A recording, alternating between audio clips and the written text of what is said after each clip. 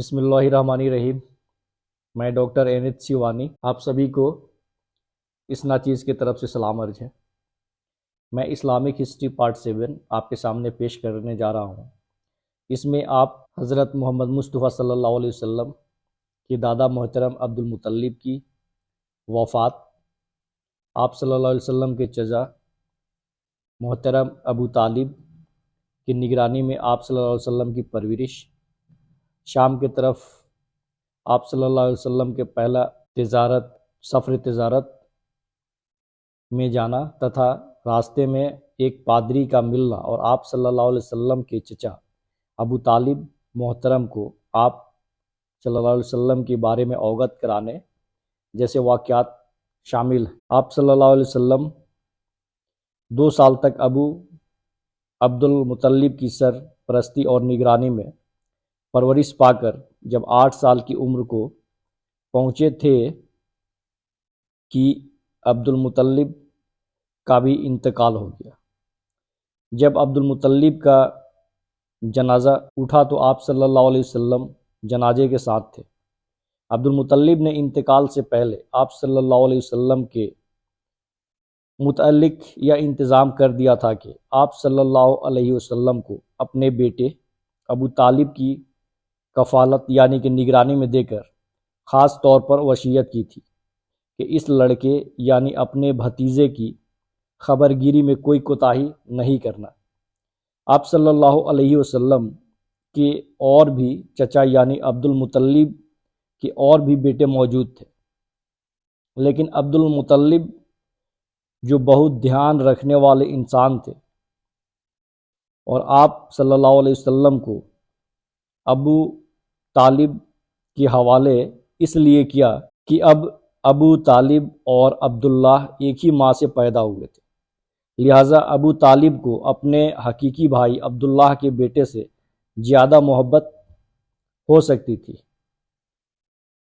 عبد المطلب کا یہ خیال بالکل صحیح ثابت ہوا اور ابو طالب نے باپ کی وصیت کو بڑی خوبی اور جوانمردی کے ساتھ پورا کیا۔ آپ صلی اللہ علیہ وسلم کی عمر لگ بھگ 7 سال کی تھی۔ قریش مکہ نے خانہ کعبہ کی تعمیر جس کو سیلاب نے نقصان پہنچایا تھا، جس کی وجہ سے دوبارہ شروع کی گئی، اس تعمیر کے وقت آپ صلی اللہ علیہ وسلم بھی پتھر ڈھوتے اور اٹھا کر مستری جو کام کر رہے تھے ان کو دیتے تھے۔ آپ صلی اللہ علیہ وسلم نے تہبند باندھ رکھا تھا جو چلنے پھرنے اور پتھر اٹھا کر لے جانے میں کسی قدر دقت پیدا کرتا تھا۔ چونکہ 7 سال کی عمر کے بچے کا ننگا گھومنا وہ لوگ معیوب نہ جانتے تھے، اس لیے آپ صلی اللہ علیہ وسلم کے چچا عباس نے آپ صلی اللہ علیہ وسلم کو تہبند کی دقت سے آزاد کرنے کے لیے آپ صلی اللہ علیہ وسلم سے کچھ کہے بغیر تہبند کا سر پکڑ کر جھٹک دیے اور آپ صلی اللہ علیہ وسلم کو ننگا کر دیے۔ آپ صلی اللہ علیہ وسلم اس قدر شرم و حیا رکھتے تھے کہ ننگے ہوتے ہی بے ہوش ہو گئے اور لوگوں کے سامنے اپنے ننگے ہونے کو برداشت نہ کر سکے۔ سب کو آپ صلی اللہ علیہ وسلم کی اس شرم و حیا کے معلوم ہونے سے تعجب ہوا اور فوراً تہبند باندھ دیا گیا۔ ابو طالب کی کفالت اور نگرانی میں آپ صلی اللہ علیہ وسلم ابو طالب نے آپ صلی اللہ علیہ وسلم کو اپنے بچوں سے زیادہ عزیز رکھتے اور کبھی بھی آپ صلی اللہ علیہ وسلم کو اپنے آنکھوں سے اوجھل نہیں ہونے دیتے تھے، یہاں تک کہ رات کے سمے بھی اپنے پاس ہی سلاتے تھے۔ آپ صلی اللہ علیہ وسلم کا بچپن عرب کے دوسرے لڑکوں کے نسبت بہت ہی عجیب گزرا۔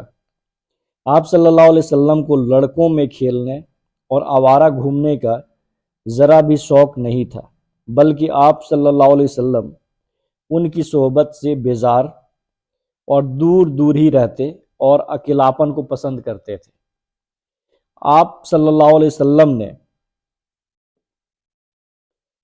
دور ہی رہنا پسند کرتے تھے۔ اللہ نے آپ صلی اللہ علیہ وسلم کو ہر بری عادت سے محفوظ رکھا۔ پہلا سفر شام یعنی سیریا کا پہلا سفر جو آپ نے اپنے چچا ابو طالب کے ساتھ کیا، اس کا ذکر۔ آپ صلی اللہ علیہ وسلم کی عمر 12 سال کی تھی کہ ابو طالب ایک تجارتی قافلے کے ساتھ کچھ مال تجارت لے کر شام کی طرف جانے لگے، اور آپ صلی اللہ علیہ وسلم کو مکہ ہی میں چھوڑنا چاہا۔ چونکہ آپ صلی اللہ علیہ وسلم ابو طالب کی نگرانی میں آ کر ہمیشہ ان کے ساتھ رہتے تھے، اس جدائی کو برداشت نہیں کر سکی۔ ابو طالب نے بھتیجے کا دل توڑنا گوارا نہیں سمجھا اور آپ صلی اللہ علیہ وسلم کو بھی اپنے ساتھ ملک شام کی طرف لے گئے۔ شام کے جنوبی حصہ میں ایک مقام بصرہ ہے۔ جب قافلہ وہاں پہنچا تو ایک عیسائی پادری نے جو وہاں رہتا تھا اور جس کا چھوٹا ایک جھیل بھی ہوا کرتا تھا، ابو طالب کے پاس آیا اور کہا کہ یہ تمہارا بھتیجا نبی مبعوث یعنی کہ ظاہر ہونے والا ہے، اس کے اندر وہ سبھی علامتیں موجود ہیں جو نبی آخر الزماں کے بارے میں توریت اور انجیل میں لکھی ہوئی ہے، لہٰذا مناسب یہ ہے کہ تم اسے آگے نہ لے جاؤ اور یہودیوں کے ملک میں داخل نہیں ہو تاکہ اس کو کوئی نقصان پہنچے۔ ابو طالب نے یہ سن کر اپنے مال وہیں جلدی جلدی بیچ دیے اور آپ صلی اللہ علیہ وسلم کو لے کر مکہ معظمہ کی طرف واپس چلے آئے۔ ابو طالب کو باوجود اس کے کہ ملک شام میں داخل نہیں ہوئے، اس کے باوجود بھی اس سفر میں بہت منافع ہوا۔ ایک روایت میں یہ بھی ذکر ہے کہ ابو طالب نے باہر رہیب یعنی پادری کو سن کر آپ صلی اللہ علیہ وسلم کو مکہ واپس بھجوا دیا اور خود قافلہ کے ساتھ آگے چلے گئے۔ حرب فزار یعنی پہلی شرکت جنگ، حضور صلی اللہ علیہ وسلم کا پہلی شرکت جنگ۔ مقام عکاظ میں بہت بڑا میلہ لگتا تھا۔ اس میلے میں مشاعرہ منعقد ہوتے تھے، چھوٹے اور بڑے گھوڑ دوڑ بھی ہوتی تھی، پہلوانوں کی کشتیاں اور شپاگیری کے دنگل بھی ہوتے تھے۔ عرب کے تمام قبائل جنگجوئی میں حد سے بڑھے ہوئے تھے اور بات بات پر تلواریں کھینچ جاتی تھی۔ عکاظ کے میلے میں کسی معمولی سی بات پر قبیلہ حوازن اور قبیلہ قریش کے بیچ چھیڑ چھاڑ شروع ہو گئی۔ پہلی بار تو دونوں قبیلوں کے سمجھدار لوگوں نے بات کو بڑھنے نہیں دیا اور معاملہ رفع دفع ہو گیا، لیکن اساماجک لوگ ہر جگہ اور ہر قوم میں ہوا کرتے ہیں۔ نتیجہ یہ ہوا کہ معاملہ صحیح ہونے کے بعد پھر بگڑ گیا اور جدال و قتال کا بازار گرم ہوا۔ یہ لڑائی ماہ محرم میں ہوئی، اسی لیے اس کا نام جنگ فزار مشہور ہوا، کیونکہ اہل عرب کے عقیدہ کے حساب سے محرم الحرام میں لڑائی کرنا سخت گناہ کا کام تھا۔ اس مہینہ میں جاری لڑائیاں بھی روک دی جاتی تھیں۔ یہ لڑائی 4 بڑی بڑی لڑائیوں کا ایک سلسلہ تھا اور ہر دوسری لڑائی پہلی لڑائی سے زیادہ سخت ہوا کرتا تھا، کیونکہ قبیلہ حوازن کے ساتھ قیس اعلان کے تمام دوسرے قبائل اور قریش کے ساتھ کنان کے تمام قبائل ایک کے بعد دوسرے شامل ہوتے گئے اور یہ لڑائی ترقی کر کے قبائل قیش اور قبائل کنان کی لڑائی بن گئی۔ آخری چوتھی لڑائی نہایت ہی سخت اور زبردست لڑائی تھی، جس میں کچھ سرداروں نے خود اپنے پیروں میں بیڑیاں ڈلوائی تھیں کہ میدان جنگ سے کسی طرح بھی بھاگ نہ سکے۔ اسی آخری چوتھی لڑائی میں پہلی مرتبہ آپ صلی اللہ علیہ وسلم بھی مسلح ہو کر جنگ میں شریک ہوئے۔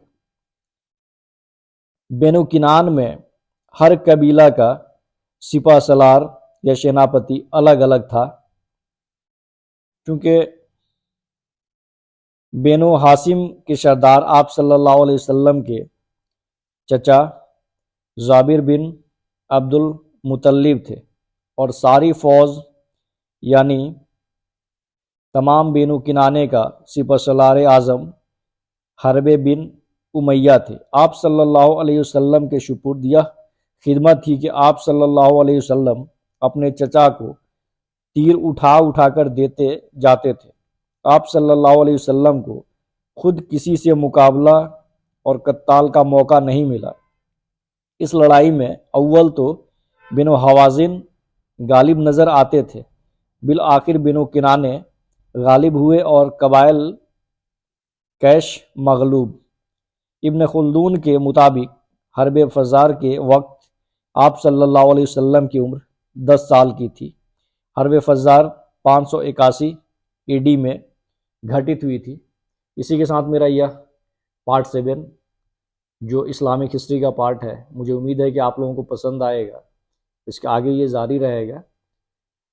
इसी के साथ आप सभी को सलाम और खुदा हाफिज़।